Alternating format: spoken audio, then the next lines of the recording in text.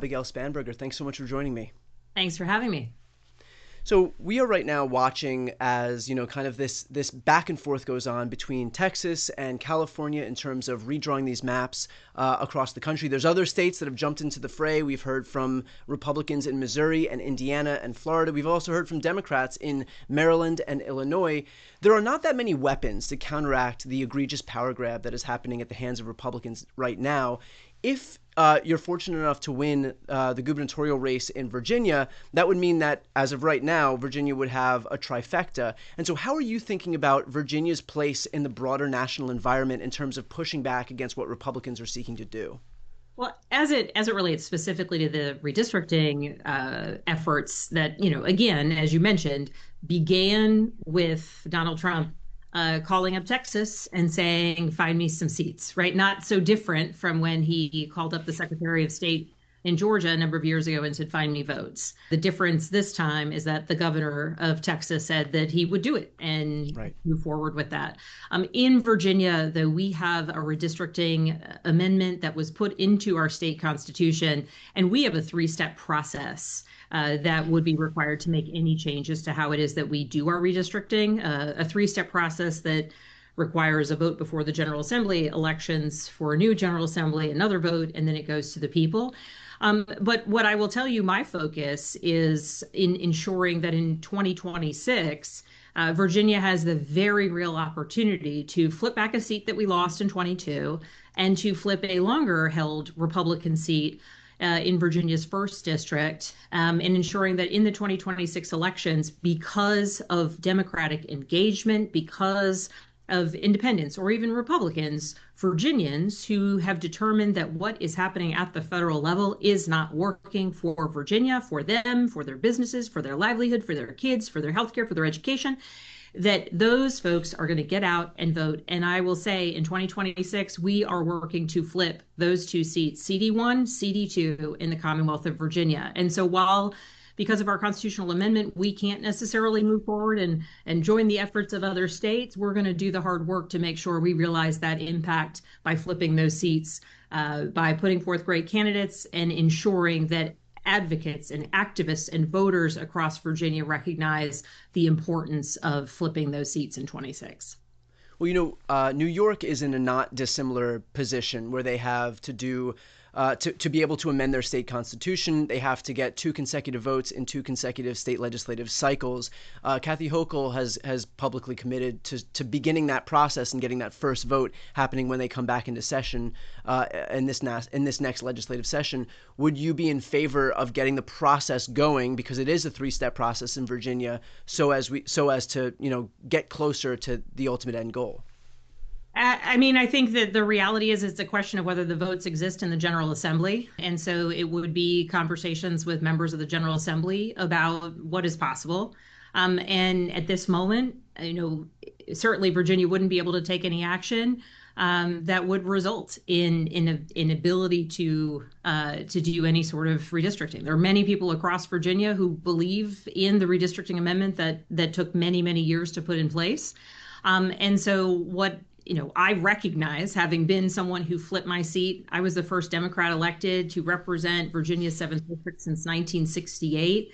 I flipped my seat 17 points to win it. My predecessor had won by 15 in 2016. I flipped it in 2018. And so the path I know is by ensuring that people know our policies are better and doing the work on the ground to win. And the reality is whether there are the votes or are not the votes at this point in time to move forward with any sort of changes to redistricting, those are longer conversations to be had within the General Assembly. But what I'm committed to doing is something that's within my power, and that's ensuring that in November 2025, this year, when we have our elections, that we don't just flip our governor's seat, but that we flip the lieutenant governor's seat, the attorney general seat, and that we continue to flip seats in the House of Delegates. I mean, importantly, we have a Republican governor, lieutenant governor, and attorney general right now. We have 51 out of 100 seats in the House of Delegates and 21 out of 40 seats in the state Senate. Virginia is very much a purple state. And we are looking to ensure that we can flip those statewide seats, be able to protect Virginians as much as possible, put forth legislation that demonstrates that we're the party of actually governing and doing right by our people and being able to push back against the Trump administration. And what I know to be true is that when we win decisively this November 2025, that we will also be able to create clearer pathways towards flipping one, though I've got my eyes on two congressional seats in 2026. And that is a far faster remedy than any of the alternatives that exist, at least given Virginia's state constitution. Right, I understand that, and I'm very sympathetic to the idea that obviously this is a political environment where we can and should be fighting to flip those seats, in the way that we would always be fighting to flip seats from red to blue. I guess my broader question is, do you view Virginia as playing an important role in counteracting what we are now seeing is kind of a Cold War, a redistricting Cold War, where all Trump has to say is, hey, Missouri, hey, Indiana, hey, Florida, hey, Texas, and hey, any other raft of states, I need to make sure that we can scientifically engineer these maps so that we don't ever lose in the future.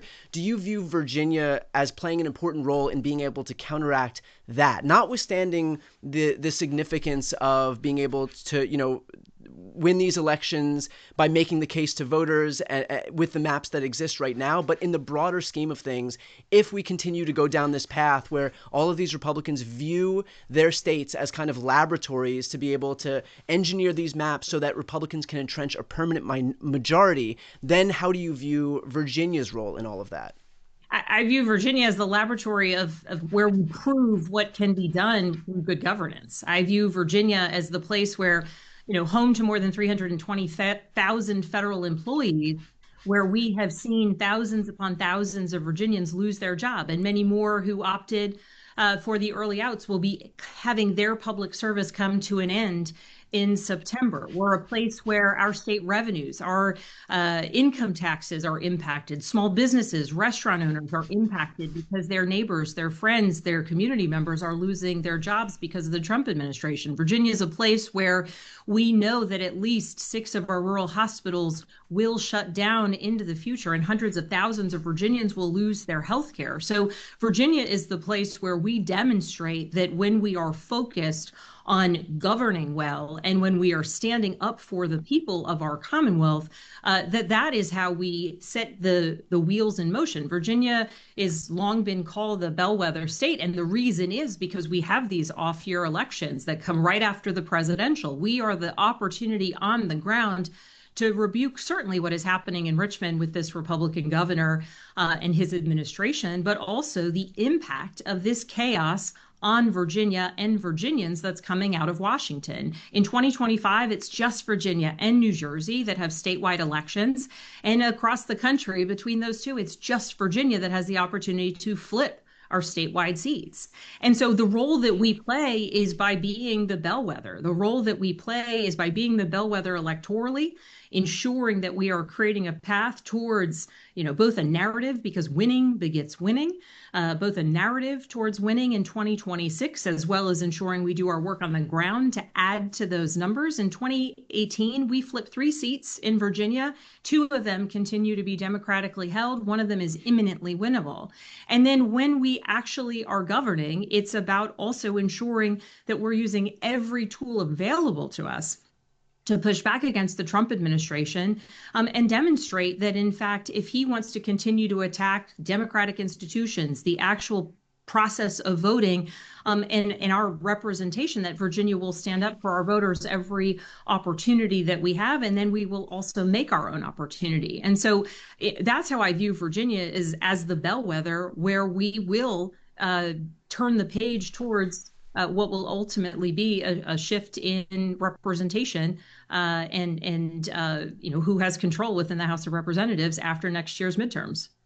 So last question on this. On the point of good governance, I mean, Democrats have kind of lived that. They've exemplified that with what they've done with their blue state weapons, which are California and New York and New Jersey and other states like Colorado, where we have independent redistricting commissions, where we have kind of lived by this idea of good governance in hopes that it'll be reciprocated. But at this point, not only is it not being reciprocated, Republicans are running in the opposite direction, and they've got gerrymandered maps that they're gerrymandering even further. I mean, that's the situation with Texas. And so there's this concern that by virtue of continuing to entrench our reliance on good governance solutions, that we're just unilaterally disarming. And so what would your response to that criticism of just kind of saying, okay, well, we're just going to continue to live by these ideals of good governance while the Republicans are doing the complete opposite?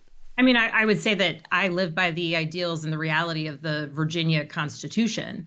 And so recognizing, and I think that it's important that as Texas has moved forward, I think it's important that California is moving forward. I think that it's important that we do fight fire with fire. But I'm also recognizing that in the Commonwealth of Virginia, the process that we have to make constitutional amendments, right? So it was just a couple of years ago that we went through a multi-year process to put a redistricting commission process within our state constitution. We have to have an election. There has to be a vote in the General Assembly, then there has to be elections, then there has to be another election, then they vote again, and then it goes to the people. So, even in looking at this, if someone says, okay, Virginia might be a possibility, that's not till 2028 where there would actually be an impact on congressional elections. And I'm unwilling in Virginia to wait for 2028. And so it is the harder route. I'm not denying that, to say we're going to fucking win those seats in the midterms by working hard and doing it. But in Virginia, that's our only option. And frankly, I think Democrats need to fight more and win more and actually ensure that people know what we are for. Because Republicans have to depend on redistricting and stealing votes and taking seats like they did in North Carolina in order to actually be able to win elections. But we know, as we did in 2018, when we grind it out and go to every community and actually listen to people, that's how we win. And so I could sit back and say, yeah, let's go ahead and try and do something that for 2028 makes a difference. That's too far off. And so understanding that both we have a constitutional amendment in our Constitution, recognizing that there may or may not be the votes in the General Assembly to move forward any changes to that, and also recognizing that it wouldn't actually impact until 2028. I could punt to that point in time, but I'm not going to, because Virginia has a responsibility to act now, which is why we're going to win this November, and then to actually act now and ensure that we win seats that, yeah, through gerrymandering, you could make them easier, but that is literally not an option on the table for us. So we're going to gut it out, and we're going to get volunteers, and we're going to ensure that they have the financing to do it, good candidates who are going to spend every single minute of the day to win their seats. And if I sound like that is the clear focus that I have, it's because I decided to win a seat that people told me was unwinnable. I had people laugh at me, and it's just a reality. It's a strong Republican district. It hasn't elected a Democrat since the 60s. The Republican who was the majority leader of the House lost in a primary from the right. And I quit my job, and I spent every waking moment of my life for a year and a half pulling people together, building a coalition, believing that it's possible. And so I refuse to admit that we have to just, punt to 2028 to be able to do that again in Virginia. I am using the tools available to us, which is relentless campaigning, eventually demonstrating that we are good at governing. And I would call on all of my colleagues, or my former colleagues in Congress and Democrats across the country, that, where it might be right to do redistricting, meeting fire with fire, do it. And where it is not possible, do not just look to California or New York or other states to do it. Do the work on the ground to win, to show people who we are, why we are better than this chaos coming out of Washington. And I obviously feel that rather deeply, because I want Democrats to want to win more. And we can do it if every single day we put a relentless focus not on, this or that, but like actually on the needs of people. And that's what we're going to do here in Virginia. It's why we're going to win in November. It's why we're going to win seats in November of 2026, because for us, there is no other option.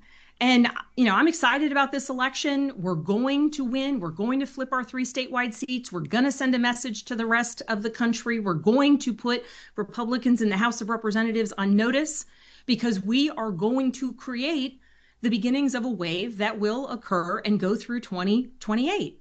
And 2026 first, and then on to 2028. And so anybody who wants to follow what we're doing in Virginia, it's abigailspanberger.com to join us, to volunteer, to donate. And we're planning on being that bellwether and pushing us in the right direction. As it relates to Virginia specifically, we watch these DOGE cuts, for example, kind of wreak havoc on a lot of federal employees, many of whom live in your state. And so how are you thinking about that in terms of this election right now, and especially with regard to your Republican opponent? I mean, everywhere I go across Virginia, certainly the density of federal employment in Northern Virginia or in Hampton Roads, coastal Virginia, like makes it so any community I go to in Northern Virginia or Hampton Roads, like I don't have to bring it up. Everywhere I go, small business owners are mentioning that they've seen a decline in people coming to their restaurants or to their small family owned appliance shop or to their gift shop. I'm hearing directly from federal employees that they've lost their jobs. I had one gentleman come up to me at an event and he said, I am getting fired tomorrow because of DOGE. And while I'm devastated about the loss of my job, what you need to know is, this is the agency I work for. This is the work that I do. I am worried about what happens when the job that I do, this individual worked in the national security space, is no longer getting done. And so people understand this very, very clearly on the ground in Virginia. And it speaks to the chaos that comes out of Washington. It speaks to one more place where people just don't actually understand to some degree what it is that public servants do, whether they work at NOAA or they work at the VA, a nurse at the VA, an attorney at IRS. Like the list goes on where people recognize, at least in Virginia, the value of these jobs and the notion of public service that comes when a nurse decides to serve at the VA rather than in a local hospital, or when an attorney decides not to go into private practice but to serve at a federal agency, when national security professionals devote themselves to trying to protect the American people and our allies. And so the reality is it's brought so many more people to the political process. We're seeing it all across Virginia, where it's one more example of chaos, but it just so happens to be one more example of chaos that is really, really impacting Virginia's economy. How are you thinking about Donald Trump wielding the different law enforcement agencies of the government now to go after overtly his political opponents? Well, I'm going to answer this question certainly as a candidate for governor, but also as a former federal agent. I work narcotics and money laundering cases, and as a former undercover CIA case officer, where I worked, the gamut of things, counterterrorism, and other issues among them. And the idea that we would have a president politicize and attempt to leverage the national security infrastructure of our country, whether it is the basic employment and leadership within our intelligence agencies, or whether it's somebody getting fired because they put forth an intelligence report that the president doesn't like. It is actually just objectively dangerous in the long term, both for the United States and for our partners and allies. But it also undermines really what has been built up as a strength over decades and decades, which is not just U.S. global leadership, but our ability to keep the American people safe, to be ahead of and understand threats. And then at the local level and the community level, the idea that the president of the United States would attempt to use the military and the National Guard in a way that it makes them political, puts them in the middle of his efforts to poke at certain local leaders or make some sort of point. And isn't necessarily focused on making communities safer or understanding the real threats that exist. Like what what Kash Patel is doing at FBI. And I say this as someone who, when I was a member of Congress, I represented Quantico, the training facility for FBI agents. And certainly I represented many FBI agents. Virginia's home to many. The idea that Kash Patel is trying to basically upend the entire mission of the FBI, it makes us all less safe. There are different types of law enforcement, state, local, federal. There are different priorities and criminal codes that those federal agencies follow, and the types of crimes that they investigate, and that is all for a reason. And so the idea that he's going to pivot FBI agents away from counterterrorism and bank robberies and international kidnappings, to have them work on immigration enforcement, like that other work needs to be done. And now, I mean, we've even seen instances where we have these folks that are wearing reflective vests and cleaning up trash in Washington, D.C. It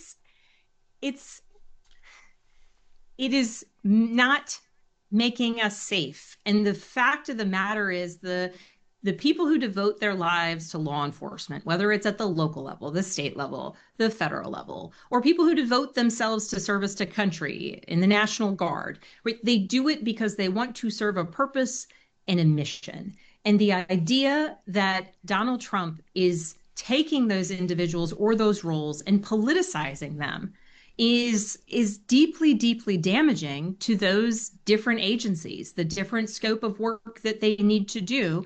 And frankly, the long-term strength of the types of investigations that occurred in, historically per U.S. code with different law enforcement agencies. And so it's deeply concerning. And I think there will be a long-term effort once we have a new administration come January 2029, where we will have to do a lot of rebuilding of just the kind of basic tenets of what those agencies are supposed to be doing, and ensuring that they're meeting the mission in a very real way.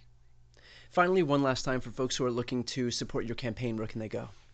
AbigailSpanberger.com is my website. You can sign up to volunteer. If you're in Virginia, that's fantastic. If you're from afar, we welcome you to travel to our beautiful Commonwealth, where you can volunteer virtually. We are always in need of wonderful support. So anybody who wants to contribute financially, we are up in many different media markets, and the Washington, D.C. media market's pretty expensive. And we just made another order for 50,000 more yard signs. Those things are expensive, and people love them across Virginia. We want them to be in every neighborhood, in every corner possible. So support is always wonderful, always appreciated. And I'm just grateful for anyone who wants to get behind us as we are flipping this seat this November. Early voting starts in Virginia September 19th. So we will have early indicators of the level of energy and excitement here on the ground. Excellent. Well, we'll be following along closely. Thank you for all the time today, and best of luck in the campaign trail. Thank you so much.